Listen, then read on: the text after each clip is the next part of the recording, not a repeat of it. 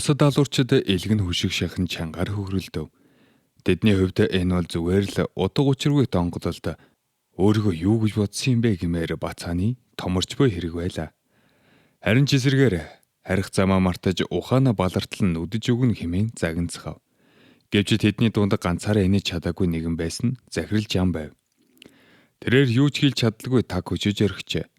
Петрийг зэвсэггүй, ердөө дээд зэрэглэлийн сул дорой сурагч хэмээн өөртөө хэдийгээр итгүүлэхийг хичээсэн ч хүүгийн нүд рүү игцлэн харах үедээ Жаны бүхэл биеэр үл мэдэгдэх айдас үзэсгүй ихэн тэр. Петрийн зогсолд байрлалд хитрхи их сул талууд алдаанууд харагдаж байсан ч ямар нэгэн зүйл маш буруу, дэндүү хачирхалтай байлаа. Хамт байсан алуурчдын нэг нь Жанаас ердөө жаахан хүүхдээс ингэтлээ айж байгаа юм уу хэмээн асуухад тэр үгүй гэж хариуллаа. Гэсэн ч дотоод сэтгэлдээ тэрээр энэ нөхцөл байдлыг өөрөө хянаж зохицуулж чадна гэдэгтээ идэвхийг хүсэж байсан юм. Жан алуурчдын дунд өгдөөгүй дагаж мөрдөг нэгэн албан бус дүрмийг санав. Хэрв доод зэрэглэлийн хүн дээд тушаалын нэгнийхээ өөдөөс тэрсэлвэл ахлах зэрэгтэй хүн түүнийг шууд цаазлах, устгах хэрэгтэй байдаг аж. Төлөвсөн ёсоор Жан Питер рүү нэгэн ном шидлээ. Хүүг номыг зүүн гараараа хаана гэж тооцоолсон тэрээр зайгаа улам ойртуулж хавиргалуу нь хүчтэй зохион дараагийн дайралтаараа нүдийг нь ухаж авахаар ухас хийв. Гэвч яг тэр агшинд санаанд багтангүй тайлбарлахын аргагүй зүйл тохиолдлоо. Захиралжан ердийн нэгэн эрхний утсанд хоёр гараа юучгүй тастуулж өөрийгөө үхэж үгээр хархан тэр. Нүднийх нь өмнө бүхэл бүтэн сүм юучгүй нуран унаж өөрийнх нь толгой шалан дээгүүр тоглоом шиг өнхөрч байхыг үзв. Тэрээр амьсгадан гинтэл бодит байдалтай эргэн тэр. Амьд байгаадаа итгэж ядан бүх биеийг чичирч байв. Тэр дөнгөж сая юу болоод өнгөрснийг огтхонч ойлгосонгүй. Дулдаж болох бүхий л хувилбараар тэрээр тэр хүүгийн гарт үхэж байлаа. Түүний олон жилийн цус тулаан амьд үлдэх тэмцлийн дундаас олж авсан зүн совин нь Петрийг хизээч ялж чадахгүй гэдгийг чангаар хэлхэн дээр. Жан саяхан Петрийг алгадснаа алгуурхан санаж хийсэн үйлдэлдээ ичин уучлалт гуйхаар урагшаалхав. Гэвч Петр хариу цагихын оронд эрийн хацар дээр зөөлөн хэд хаалгадав. Тэрээр захирал Жаныг өөрийн үхлийг өөрчилж мэдэрдэг чадвартай гэдгийг чинь сонссон. Энэ бол алуурчин хүнд байх ёстой хамгийн чухал чадвар хэмээн хэлв. Петр түүнд баяр хүргэж өөрөө ч бас үүнээс маш үнцэнтэй сургамж авснаа хэллээ. Сүмийн хүйтэн шалан дээр сөхрөн үлдсэн ахлах алуурчныг ардаа орхин Петр цаашаалхан явв. Дараа нь жаян уурлаж галзуур шахаж байлаа. Дэрээр Петр лөө чи чинь ухаан алдаа юу? Тийм тулаан өдөөдөг чинь юу гэсэн үг? Сүмд юу болсныг хэрв хэнийг мэдвэл чи өнгөрсөн гэж мэд хэмээн хашгичв. Гэвч Петр хинч мэдэхгүй хэмээн түүнийг тайвшруулахыг хичээсэн бөгөөд учир нь захирал Жан бол бие зэрэглэлийн алуурчин тул өөрийнхөө нэр хүндийг унахгүй тулд тэнд болсон явдлыг хэндэж хэлэхгүй тодорхой байлаа. Петр бүр түүгээр тоглоом хийж хэрв чи түүний оронд байсан бол хүнд хэлэх байсан уу хэмээн асуув. Мэдээж үгүй. Жаян тэр тэнэг санаа зовж байна гэж бодсон ч тэрэн зөвхөн уур бухимдлыг нь л бадрааж байв. Гэвч Петр түүнийг үлдэн кул моциклд мордон Жаюныг бухимдал дунд нь үлдээгээд хурдлан одлоо. Тэр үед Глори сургууль дээр хэсэг сурагчид зөвшөөрлийн үнэмлэхээ алдснаа багш нь мэдвэл хэдий чиний уурлах бол гэхээс үхтлээ айж бүрэн цөхрөлд орсон байв. Яг тэр үед захирал Жан сургууль дээр өөрийн биеэр иж тэдний лицензийг буцааж өглөө. Сурагчид баярлсандаа хулан газар хүрэхгүй байсан бөгөөд энэ бол тэдний хувьд асар том аврал байлаа. Гэвч баримт бичгийг гардуулах үедээ Жаны анхаарал сарниж Петр рүү ширтэн тэрхүү үнэхээр аимшигтай нэгэн байна хэмээн бодож дотроо чичирч байв. Тэрээр сурагчдад зүгээр л бие бодож явахыг захиад өөр нэмэлт асуултгүй яран оджээ. Петр Юнагийн үнэмлэхийг барьчихсан байсан ч түүнийг хаанаас ч олсонгүй. Тэр үед Юна бэлтгэлийн өрөөнд зогсолтгүй маш улаар нь сургуулийн чихэмлийг хутгалж байлаа. Биеэс нь хөлс сувж төөлдөж ядарч байсан ч тэрээр зогссонгүй. Сангото хийсэн тулаан сүмд амтсан гутамшигт явдлын дараа тэрээр өөрийгөө юунд ч хүрээгүй, төөлийн арчаагүй, хэрэгцээгүй нэг мэт мэдэрч байв. Энэхүү мэдрэмж нь түүнийг дотроос нь амьдаар нь идэж байлаа. Тэрээр өөрийгөө ийм сул дорой байвал түүний багын дүүн хүртэл өөрөөс нь болж зов шаналх болно гэж бодож байв. Тэгтэл Петр түүнд тусгай зөвшөөрлийн үнэмлэхийг нөхөөр гарч ирсэн ч түүний энэ хүнд байдлыг анзаарав. Юна өөрийгөө үнийг хүрдэг ирэхгүй. Дэндүү сул дорой хэвээр байгаагаа хэллээ. Петр түүнд алдах бүдэрх нь хэмээн үзэгдэл. Чи одоо л суралцж байна хэмээн тайлбарлахыг оролдсон ч Юна түүнийг амаа тат хэмээн хашгичв. Тэрээр Петрт чи юу ч ойлгохгүй байна. Чи бол авьяастай, хүчтэй, үргэлж бүхнийг зөв хийдэг хүн гэж хэлхэн тэр. Гэтэл Петр түүнийг хэнд ч хэлээгүй, хинч мэдэхгүй гэж бодож байсан нэгэн нууцыг мэддэг гэдгээ хэлв. Тэрээр Юнагийн дүүн түүний төрсөн дүү биш гэдгийг мэдэж байгаагаа илчилж өөрийнхөө дүүхийг хуваалцахыг хүслээ. Тэр үед Юна өөрийн өнгөрсөн үеэ эргэн саналаа. Тэрээр багада метроны буудлын хадгалах шүүгэн дотор хаягдсан байжээ.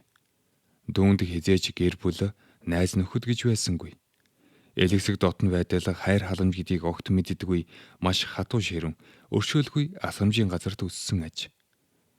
Гэвч тэнд л Юдингийнх нэгэн хүү үргэлж түүнд ойртохыг хичээж түүнийг өөрийн эгч хэмээн дууддаг байжээ. Гэвч Юна гэр бүл гэдэг бол зүгээр л нэг худлуурмаг зүйл хэмээн түүнийг үргэлж өөрөөсөө түлхэж үл тоомсоролдог байв. Тэр үед Юнагийн цорын ганц хүсэл бол зөвхөн үхэх байлаа. Дэрээр өдөр бүр үхлийн тухай бодож бусдаас бүрэн тусгаарлагдаж ганцаараа байх нь хамаагүй дээр гэж итгэдэг байв. Гэтэл нэгэн өдөр тэрээр үнэхээр л үхлийн ирмэг дээр иржээ.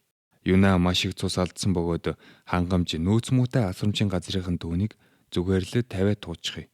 Ингээд өгчгөл бүгдэд амар хэмээн ярилцаж байв. Гэвч маргааш өдөр нь Юна амьд сэрхэн тэр. Эмч үүнийг үнэхээр гайхамшиг гэж хэлсэн бөгөөд яг тэр үе тэрээр Людийн сургаггүй алга болсныг мэдсэн юм.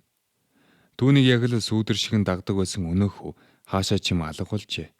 Хожим тэрээр хүүг өөрийг нь аврахын тулд өөрийнхөө эрүүл мэндийн хагасыг золиослсон болохыг олж мэдэв. Өөрийгөө цор ганцаараа орчлонд хаягдсан гэж итгэж явсан тэр бүх цаг хугацаанд хэн нэгэн үргэлж дэрэгдэн байсныг Юна эцэст нь ухаарсан юм. Зусан төрлийн холбоогүй байсан ч тэр хүү түүний цорын ганц гэр бүл байлаа.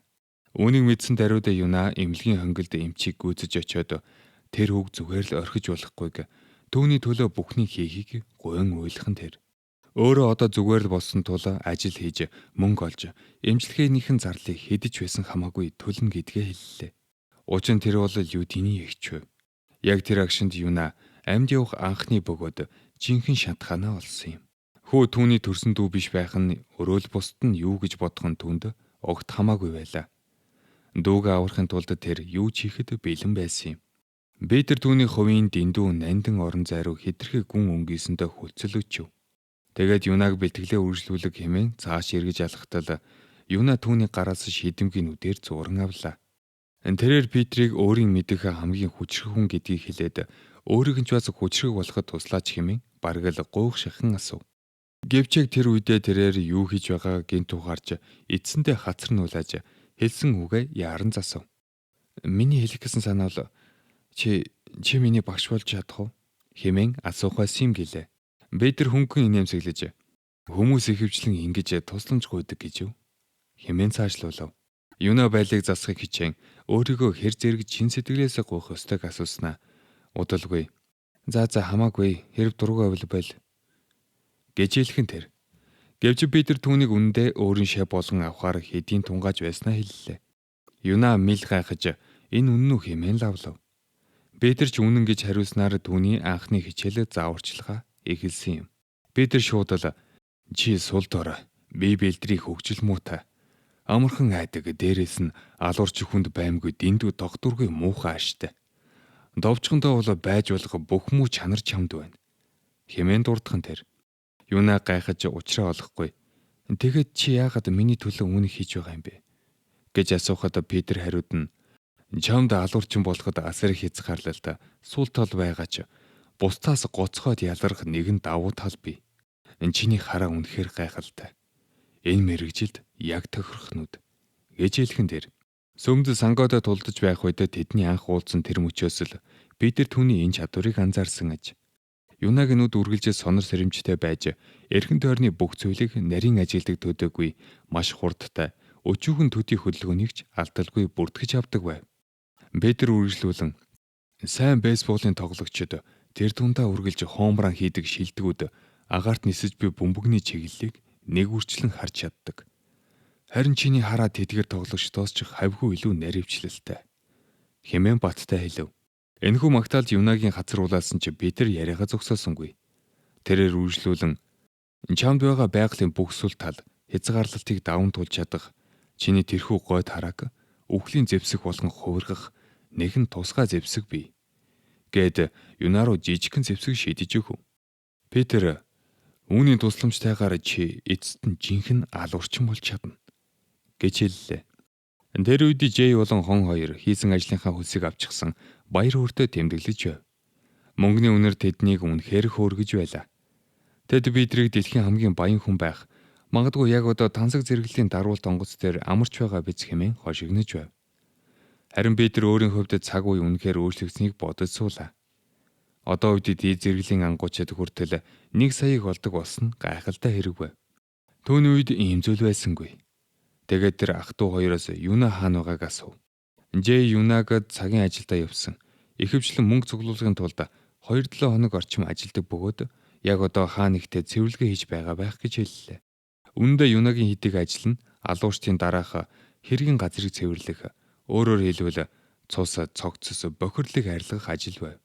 Хэдийгээр дотор эвгүүцэн жигшмээр ажил байсан ч тэр дүүгийнхээ төлөө бүхнийг төвчдөг байлаа. Тэрээр хайртай хүмүүсээ хамгаалахын тулд өөрийгөө туйлдуулж хязгаартаа тутал зүтгэдэг байсан юм. Ах トゥ хоёр түүнийг зүгээр л ходоод нь ёроолгүй юм шиг их иддэг болохоор хоолныхоо мөнгийг олох гэж ингэж их зүтгэдэг гэж боддог байжээ. Гэвч тэдний дэргэд суух Петр бүхнийг чимээгүй сонсож байв. Юна тэр их мөнгийг өөртөө огт зарцуулдаггүй. Тэрээр өөрийн дүү байгаа гэх баримтыг бүгд хэлхийгээс нууж буйг Петр сайн мэдэж байлаа. Төд өдөлгүй ах トゥ усийн үтсэнд Юнагаас хүзүүний альчуур аваад ирээч гэсэн зурус ирхэн тэр. Гадаа хитрхи халуун байсан тул ах トゥ хоёрт энэ хүсэлд тун хачирхалтай санагдсан ч удалгүй Юнаг мөсний үйлдвэрт байгааг олж мэдэв. Хон үүнийг утгагүй хэмээн гайхаж яагаад ийм аимшигтай хүйтэн газарт байгааг нь асуухад Юна бэлтгэл хийж байна гэж хариуллаа. Жэй түүнийг өөр нэгэн цагийн ажил хийж байна гэж андуур. Асар их мөнгө авч байгаа байлгүй хэмээн заашлуулав. Гэвч хэдийн бөхөмцөн Юна тэнд ажил хийх гэж биш харин бэлтгэл хийхээр ирснээ хэлээд тэднийг тэнэгүүд хэмээн дуудав. Жэй сонирхон яагаад мөсөн блокуудыг гараараа зохиод байгааг нь лавлахад Юна нудрага биш харин тэр өдөр Петрийн өгсөн зэвсгийг ашиглаж байгаагаа хэлв. Энэ бол хятадын тулгааны урлагаас гаралтай вүүнэрийн уламжлалт зэвсэг болох олд жад байлаа. Уг зэвсэг нь маш нарийн хэрнээ бат бөхөө осны үзүүрт бэхлэгдсэн хурц жаднаас бүтэх бөгөөд олсыг бие тойруулан эргүүлж асар их хурд наривчлалтайгаар байг олох техник шаарддаг аж. Үзэж харах хараа нь гоцгойд хүнд энэхүү зэвсэг хэмжээшгүй аюултай болж хувирдгийг Петр тайлбарлаж байсан юм. Хамгийн аимшигтай нь уг жад хаашаач эргэж чиглэлээ хэрхэн өөрчилж яаж ч нисэж мэдэх тул дайсан хизээч тааварлах боломжгүй байдагт оршино. Ах トゥ хоёрын зэвсгийг үл ялэг басамжлан зүгээр л сумаар ганц устгадаг гар буу ашигласан хамаагүй дээр юм шүү гэж хэлхэн тэр. Гэвч хон үнийг туршиж үзэхээр шийджээ. Тэрээр мөсөн блокийг цохиж үзээд энэ зэвсэгт үнэхээр асар их хүч нуугдж байгааг мэдрэв. Тэгсэн ч үүнээс илүү дээр сонголтууд байсаар атал яагаад заавал ийм төвөгтэй зүйлийг сонгосныг нь гайхаж байлаа. Юна тэднийг тодорхой хэмжээнд зөв ярьж байгааг хүлээн зөвшөөрөв. Гэвч Петрийн тайлбарснаар гар буу үр дүнтэй хэдий ч нэг хүнд нэг л сум зарцуулдаг. Хэрв чи 5 байг устгахыг хүсвэл 5 удаа буудах шаардлагатай болно. Харин олж чадны логик огт өөр байв. Юна үүнийг батлан ухаан балартам асар их хурд наривчлалыг үзүүлв. Тэрээр олж чадыг ганцхан эргүүлээд олон мөсөн блокийг нэгэн зэрэг бут нэргэж орхилоо. Ах トゥ хоёр түүний олж авсан хүч чадал хяналтыг хараад мэл гайхаж ухаан алдагшаав. Энэхүү үзүүлбэр тэднийг уг зэвсгийг нь огт өөр харахад хүргэж бүр зарим нь өөртөө нэгийг худалдаж авах тухайч бодож амжив. Юна тэдэнд атаархад хэрэггүй дээ хэмээн томорхон тэр. Төд удалгүй дээд зэрэглэлийн алуурчин мөн уг мөсний үйлдвэрийн эзэн болох Пак Бинсу түүний бэлтгэл хэрхэн хангасныг үзэхээр дөгөж ирэв. Юна бэлтгэл сайн болсныг хэлээд эргэн тойрноо цэвэрлэхэд туслахаар санал болгосон ч Бинсу татгацж хэрэггүй хэмэв. Тэрээр энд маш олон хүн мөс хагалахыг оролдож байхыг харсан ч ийм аргаар ингэж бут нэрхийг нь анхудаа үзэж байгаагаа хэллээ. Юна хэдрүүлсэнтэй хүзэл өчсөн ч эр үнийг зүгээргээд инээмсэглэхэн тэр. Яг тэр агшинд Юна байр болон мөс ашигласны төлбөрөө төлөхөө мартаж орхисноо саналаа. Гэвч тентхийн нэгэн ажилтан түүнд төлбөр хэдийн хийгдсэн 3 цагийн өмнө нэг хүн чиний өмнөөс ирээд 1 сая төлчихсөн хэмээн дуулгав. Тэр хүн мөнгийг тус ажилтны сунгуу гэх найзад нь үлдээсэн байжээ. Юна үүнийг сонсоод маш их гайхав. Үүнээс гадна Бинсу түүнд гар харигдахаас хамгаалах тос өгөөд Үүнийг мөн л өнөө хүн үлдээсэн хэмээн хэлв. Петр үүнийг бэтгэлийн үеэр гараа гэмтэж өвтгөн гэдгийг үржилж мэдээд үлдээсэн хэрэг байлаа. Дараа нь Петр рүү зурс бичхүү яах вэ хэмээн удаан бодол хэлв. Таларснаа илэрхийлэх үү эсвэл гадуур гарч хамт хоол идэхийг өрөх үү гэдгийг мэдэхгүй тэнэгэлзэж байснаа эцэст нь түнлүү шууд уцслаа. Гэвч шууд талархал илэрхийлэхийн оронд хуурайхан дуугаар өнөөдөр сургуулийн үдний хоолнд юу өгсөн бэ хэмээн үл хамаарах зүйл асуув. Усын нөгөө зүрд Петр үүнийг нөхөрдөж өнөөдрийн зэлсэнт гүзэлцгэнтэй халуун ногоотой гахаамах байсан хэмээн яг түүний дуртай хоолыг хэлж өгөөд инээмсэглэлээ. Юунаа эцсэндээ уцаа таслахаас өмнө Петр түүнийг эцэст нь жинхэнэ зэвсгээ олж авсанд нь баяр хүргээд дараа нь улцанх ерөө баяртай гэж хэлв. Энэ үед Петр маш нухацтайгаар Юнагийн хувийн хэргийг уншиж суулаа. Юна өөрийнхөө үргэлж ирж яаж байсан тэрхүү хүч чадал зэвсэг нь анхнаасаа л өөрийнх нь дотор байсныг зүгээр л өөрөө хараахан ухаараагүй байснаа мэдэхгүй байв.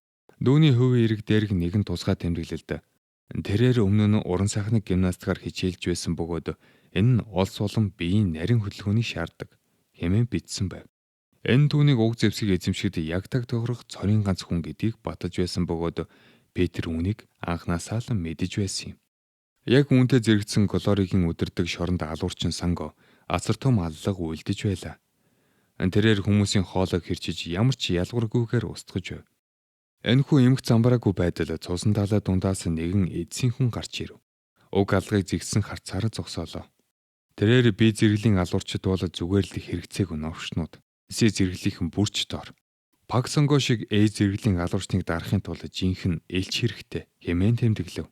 Тэрхүү нууцлаг хүчрэг эрийн өмнө тэнд байсан бүх алуурчид толгой бөхийж сөхрөн сууцгааж байлаа. Бүр Санго хүртэл өөрийн зэвсгийг гарнаасаа алдан унгаж өмнөө зогсох тэрхүү нэгний агуу хүч чадлыг аргагүй эрхэнд хүлээн зөвшөөрөв. Натанел хэмээх тэрхүүрээ Сангог мөрөдөд тоглоом дуусахгүй гэдгийг сонссон гэдгээ хэлээд нэгэн сонирхолтой бооцоо санал болгов. Асуулт тун энгийн байлаа. Элчийн зэрэгт хүрэхэд тун ойрхон байгаа Санго түүний өмнө зогсого жинхэнэ элчийг ялж чадах болов. Энэ үед эмнэлэгт нэгэн жаахан өвхөн тариулгаас үхтлэн зүү арахыг хүсэхгүй байгаагаа хэлж чарлан аашилж байв. Жээ ердөө ганц зүүнний төлөө яаж ингэж жүжиг тавьж чаддаг байна хэмээн гайхаад хон энэ хүүхдэж том хүн болоход хол байна да гэж хэлхэн тэр. Тэгсэн хэрнээ өөрөө ч бас тариураас битүүхэн аж байсан тул тэгтээ мэдээ алдуулагч хэрэглэж болдгүй баг та хэмээн эмчээс асууж байлаа. Шинээр хэлсэн алуурчин бүр Тэнгэрлэг Глорийн эмнэлэгт биеийн эрүүл мэндийн иж бүрэн үзлэг янз бүрийн шинжилгээнд заавал орох ёстойг Петр мэдэж байв. Бүх зүйл ном журмынхаа дагуу саадгүй үргэлжиж байсан ч түүнийг үнэнхүү айлгаж байсан ганц зүйл нь цусны шинжилгээ байлаа. Тэд ягаад цус авч байгаа шалтгаан тун энгийн бөгөөд Петерт өмнөх өдөр нь Жаюн үүнийг тайлбарлаж өгсөн юм. Бүх алуурчид ДНХ болон хурууны хэг гэх мэт цаг хугацааны уртад хизээч өөрчлөгддөггүй биологийн мэдээллийг хяндаг хүзөвчүүдэг аж. Хэрэв тэд байгууллагаасаа урууж эсвэл зугтахыг оролдвол энэхүү хүзөвчний тусламжтайгаар ханаас ч мөрдөн олох боломжтой байдаг. Петр өөрийнх нь жинхэнэ ДНХ системийн өвглийн санд хэдийн бүртгэлтэй байгааг мэдэж байлаа. Одоо түүний сунгу нэрээр өгсөн цусны ДНХ-ний систем унших үед өмнөх Петринхтэй яг таг тохирж түүний нууц царай жинхэнэ хэмбэ гэдэг нь ижлэгдэх аюул нүрлээд байв. Хожим Жаюн түүнээс яг юу хийчихэд ирснийг асуухад Петр цусны шинжилгээ өгсөн гэдгээ хэлв. Үүнийг сонсоод Жаюн уурсан галзуурах шахаж "Зөнөг өвгөн минь" хэмээн хашгирчин түүнийг зогсоо зайгүй цохиж эхэллээ. Эхлээд би зэрэглэлийн алуурчидтай зодон өдөөж одоо болохоор цусаа өгөөд өөрийгөө "Би бол Петр байна" гэд дэлхийд даяар зарлчихсан хэмээн бөхөмдөв. Гэвч Петр "Зүгээр дээ. Ингэж зарлсан ч яах вэ? Би хэн нэгнийг ирж довтлохыг хүлээг зүгээр сух бодолгүй байна" гэж хэлхэн тэр. Үндэ дүүн системийг хурж эмнэлэг рүү довтлох нэгэн солиотой төлөвлөгөө хэдийн бэлэн болсон байв. Гэвч Петр эрсдлийг хэнээр ч хэлбэлдэхгүй маш сайн мэдэж байлаа. Тэрхүү эмнэлэг бол Глори клубын хувьд хамгийн чухал өндөр үнцэнтэй газар байв. Гаднаасаа жирийн нэгэн эмнэлэг шиг харагдах боловч цаанаа юу болдгийг алуурчид сайн мэднэ. Тэнд аллагуудыг эмнэлгийн алдаа мадаг хэмээн нуун дарагдуулж шаргадсан алуурчдыг зүгээр л хог шиг хайж цогцснуудыг нууж байдаг. Тэр бол яг л алуурчдад зориулагдсан тэдний босгосон эмнэлэг байлаа. Петр өөрийн ДНХ тэрхүү эмнэлгийн мэдээллийн санд байгаа тул тийшээ халтгаас өөр сонголт байсангүй. Жаюн энэхүү галзуу төлөвлөгөөг нь дагахаар шийдсэн ч нэгэн зүйлийг хатуу анхааруулав. Дуус эмнэлэг яг одоо Натанел гэх элчийн удирдлага доор байгааг хэллээ. Тэрээр үргэлжлүүлэн тэр залуу бол хүн биш. Зүгээр л мангас хэмээн тайлбарлав. Натанел хэмээх код нэртэй тэрхүү алуурчин анх бурханлаг Абьястаг гэж магтдаг нэртэй эмч байжээ. Гэвч эмчилгээний ностой алдаа гаргасныхаа дараа тэрээр сургаггүй алга болж нуугдмал амьдралаар амьдрах болсон аж. Яг энэ үед 4 жилийн өмнө Бразилийн Рио де Жанейро хотод юу болсон тухай нууц хэлбэллээ. Цагдаагийн машин нэгэн с ิจ гтэй газар руу дөхөж очиход тэнд дүүжлээд байгаа зүйлийг зүгээр л угаасан хувцас байна хэмээн анх бодож ээлжид хуурамч дуудлага гэж тооцжээ. Гэвч ойрдох тусам цагдаагийн ажлууд нүдэндээ ч итгэж чадсангүй. Тэнд дүүжлээд байсан зүйлс нь хувцас биш, харин хүний цогцснууд байлаа. Хувцсны утаснаас зэрэгцүүлэн өлгсөн тэрхүү цогцснууд бүгд нутгийн гэмт хэргийн бүлэглэн гишүүдийнх байв. Жинхэнэ хэрэгтэн хэн болохыг хэн ч хэлэхээ хүссэнгүй. Ийхүү гэмт хэрэгтэй тэмцэх томоохон ажиллагаа эхэлж цагдаа нар дотогш амжилттай нэвтэрсэн ч тодорхой нэгэн цагт хүрэхэд эргэн тойрон зэвсэг хөглөрч цусан талаа болсон жинхэнэ дайны талбар өгтөв. Тэднийг эцсийн өрөөлөө нэвтрэх үед багийн нэгэн гишүүн барьцаалагдаж орхигдсон дэр. Багийн ахлах юу болоод байгааг огт ойлгож чадахгүй гайхан зогсдол ах түрүүч нь аль хэдийн үл үзэгдэх мэт алгуулсныг хүүх харлаа. Удалгүй тэд түрүүчийн өмсөж байсан цэргийн гутлыг л олсон бөгөөд орчин тойрон үгээр дүрслэхийн аргагүй аимшигтай байв. Тэнд байсан бүх зогссны толгойг тасдан таазан дотор чихэж нуусан байлаа. Жинхэнэ хэрэгтэн тэнд байцаар байсан бөгөөд зүгээр л үүнээс илүү хүчтэй нэгнийг аваад ир хэмээн хөднөр өгүүлв. Багийн ахлах хамаг сумаа дуустал бууцсан ч ямар ч нэмэр болсонгүй. Рио де Жанейрог бүрэн хяндаг байсан гэмт хэргийн 6 том бүлэглэлийн удирдагчид цагдаагийн шилдэг ажилтнуудын хамт ганцхан өдрийн дотор юучгүй хядуусан түүх тэр аж. Жаюунд бидрээс энэ түүхийн талаар юу бодож байгааг нь асуув. Энэхүү хэргийн газрын талаарх мэдээллийг олно гэдэг бараг л боломжгүй зүйл гэдгийг тэрээр нэмж хэлхэн тэр. Бэдэр өөрт нэгэн сэжиг байгааг хэлээд хүн нүцгэн гараараа зэвсгийг нугалж хуглах үнэхээр боломжтой гэж юу хэмээн асуув. Жаюун би зөвхөн машинууд зэрэглэлийн мэдээлэлтэй л ажилдаг хэмээн яриаг өндөрлөв. Мэдээж энэ бол зохиомл түүхиш байлаа. Натанел гэх тэрхүү мангас одоо ч Тэнгэрлэг Глори эмнэлэгт байсаар байгаа тул Петрийг түүнтэй нүрдүүлэх хэрэггүй хэмээн Жаюун зөвлөв. Гэсэн чи Петр түүнд асар үнэтэй мэдээлэл өгсөнд нь талархлаа илэрхийлэн тэр. Учир нь түүний толгойд эмнэлэг рүү хэрхэн нэвтрэх төлөвлөгөө хэдийн боловсрч эхэлсэн байлаа. Жаюун түүнийг ямар ч байсан тийшээ зүтгэн гэдгийг ойлгоод тийшээ алхан орсон даруйда өгчөж болохгүй штэ хэмээн захив. Петр тийм ч аврахын өгөхгүй гэдгийг амлаад өөрт нь бас нэгэн өөр санаа байгааг хэллээ. Түүний хэлсэн өнөөх энгийн санаа нь үнэндээ би очиж байна гэдгээ бүх нийтэд зарласан ил тодод тунхаг байлаа. Одын төвдөг аврах том сурчлагын самбар дээр 8 дугаар сарын 24-ний өдөр Петр доктор Натанел дээр зочлох болно гэсэн бичих хатсан байв. Жаюуны найзуулга хакер залуу Зунгуугийн өмнөөс энэхүү зарыг захин мөрчөнд байршуулснаа хэлээд ингэж алдаршуулах нь эргээд том гай тайрандаа хэмээн асуув. Хэрэг Глори бүлэглэл үүнийг олж мэдүүлээд Жаюун ч бас аюулд орох байлаа. Жаюун тийм аюул байгааг хүлээн зөвшөөрсөн ч үргэлжлүүлэн би Петрийг 50 жилийн турш зүтгэхдээ өөрийн төлөвлөсөн даалгавраа ганц ч удаа бүтлгүүдүүлж байхыг нь үзээгүй. Үндэ ганц ч удаа харж байгаагүй юм байна. Гэхдээ энэ тохиолдолд би хараагүй сохор байсан болохоор тэр байх л да. Хэмээн хошигнов. Ингээд амлсан өдөр буюу 8 дугаар сарын 24-ний өдөр ирж Петрийг баримтлахаар тоо томшгүй олон алуурчдыг илгээжээ. Тэдний ихэнх нь дээд зэрэглэлийн алуурчид байсан бөгөөд домогт Петрийг үнэхээр амьд байгаа эсэх магадгүй өнөөдөр түүнтэй нүүр тулж үзэх нь хэмээн өөр хоорондоо шимнэлдэж байв. Гэвч тэдгээр дээд зэрэглэлийнхэнд тэнд зөвхөн харуулын үүрэг гүйцэтгэж байлаа. Петрийг барьж явах жинхэнэ хариуцлагатай дагалгаврыг Натанелийн хувийн хөлсний зэргүүд болох ихэвчлэн A зэрэглэлийн алуурчдаас бүрдсэн оршуулах албаны төлөөлөгчд хүлээсэн байв. Харуулуудын нэг нь энд аль хэдийн A зэрэглэлийн алуурчид угларчихсан байна. Ийм зүйл түн ховордоо. Бүр ээлчин Натанел өөрөө ч ирч гэж. Элч нарын хоорондох дулааныг өөрийн нүдээр үзнэ гэж зүйдэлсэнгүй. Гэхдээ Натанел гарцаагүй ялах байх. Нөгөөх нь хор тавдартай тэмцэж буй далд өгч яваа өвгөн шүү дээ хэмээн ярив. Гэтэл өөр нэг харуул. Үгүй ээ, би тэр гарцаагүй ялна хэмээн зөөрүүллээ. Энэ хариулт хүн бүрийн анхаарлыг татав. Ингэж хэлсэн хүмүүс бол өнөөх ах トゥ хоёр байсан нь ойлгомжтой байлаа. Бусад харуулууд та хоёр яагаад баримтлах ёстой дайсныг дэмжиж байгаа юм бэ гэж гайхахад өөр нэг нь зүгээр өрхтөө би тэр шүтэн биширдэг шинэ код байх хэмээн яриаг таслахан дээр. Тэгсэн чинь цугларсан олон Ийм ч хамгаалалттай байхад өнөө өвгөн эрх зөрг зүрх нь хүрэх болов да. Хэмээн дүгнцгээв. Хамгийн гол асуудал нь энэ бүх яриг дэрэгдээс нь чимээгүй сонсож зогсон хүмүүсийн нэг нь жинхэнэ Петр өөрөө байлаа. Яг тэр үед Натаниэлийн алуурчдын нэг болох Рикардо багийнханд зааварчилгаа өгч эхлэв. Дээрээр Петрийг олж хармагцаа шууд дарчуулахгүй. Харин ч эсрэгээр түүнийг хүндэтгэж буй мэт дүр хэсгэж, ойртоод тайвшруулах тариа эсвэл үүнтэй адил зүйл ашигла. Мөн түүнийг хармагцаа яаралтай тусламжийн товчлуурыг дарж байршлыг нь шууд мэдээл. Дээд зил урчид харуулуудад туслахаараа даруй ирэх болно гэж тушаав. Бүгд тушаалыг ойлгосноо илэрхийллээ. Петр ч мөн адил бүгдийг маш сайн ойлгож байв. Энэхүү нөхцөл байдал түүнд сонирхолтой санагдлаа. Учир нь одоо Петр өөрөө Петрийг баримтлагаар хайж эхлэх гэж байна шүү дээ. Энэ оронд хамгийн нөлөө бүхийг хүчрхэг удирдагчид Голори бүлэглэлийн тэр хүнтэй хувийн уулзалт хийж жакузи дотор хамт сууж байв.